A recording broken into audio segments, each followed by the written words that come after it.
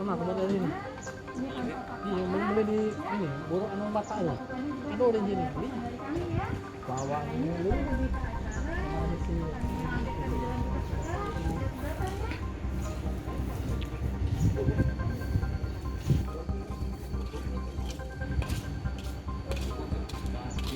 Dan bersama pelaku merujuk korban ke rumah sakit.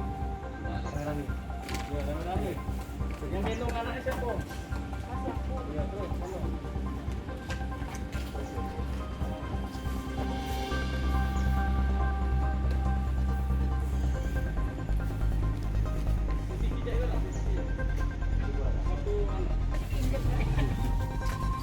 Nah, cek itu lah, gendong ke posisi gendong. Posisi nah. Kau udah sering gendong berat kau. Posisi gendong ya. Iya, posisi gendong. Gendong ke tegak kau. Ah.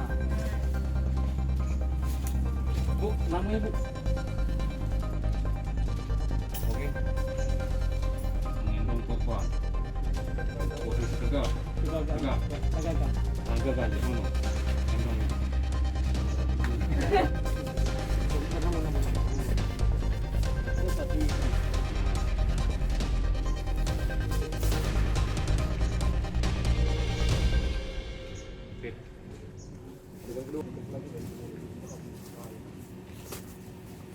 Tidak malas mau ngomong makan lah. Ah, ya tahu kok. Kakek yang adik Tian habis, yang Rahma belum.